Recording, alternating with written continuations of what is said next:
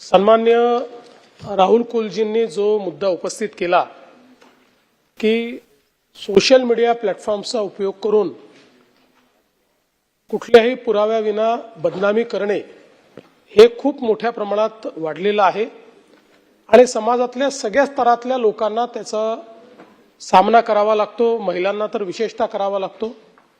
आणि म्हणून या संदर्भात कायद्यामध्ये काही बदल किंवा तरतूद करता येईल का हे पडताळून पाहण्याकरता राज्याचे जे डीजी आहेत त्यांच्या अध्यक्षतेखाली एक कमिटी तयार करण्यात येईल आणि त्यांच्या रिकमेंडेशन प्रमाणे पुढची कारवाई केली जाईल। या संदर्भात मुख्यमंत्री महोदय एकच सजेशन असं आहे की इन्फॉर्मेशन टेक्नॉलॉजी ऍक्ट खाली सेक्शन 66A मला वाटतं त्यावेळेला असं डेफर्मेटरी काहीही आपण इंटरनेटवर टाकलं तर यापूर्वी अरेस्ट करायची तरतूद होती, त्यानंतर ती आपण शिथिल केली आणि ती प्रोव्हिजन आपण काढली।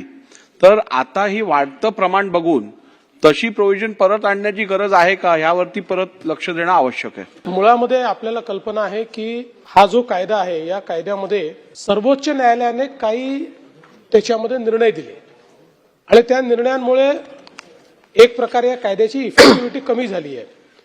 दुसरं, पूर्वी IT ऍक्ट सोबत आपण IPC किंवा आताचा BNS लावायचो, तेही आता लावता येत नाही, त्याच्याही संदर्भात सुप्रीम कोर्टाने आणि म्हणून आता याला कायदेशीर इंटरव्हेन्शन हेच आवश्यक आहे। त्यामुळे आपण जसं सांगितलं तेही या समितीच्या कार्यकक्षेत देऊन आपल्याला स्टेट ऍक्ट, स्टेट अमेंडमेंट जे काही करता येईल त्या संदर्भात ते करण्याचा प्रयत्न करू।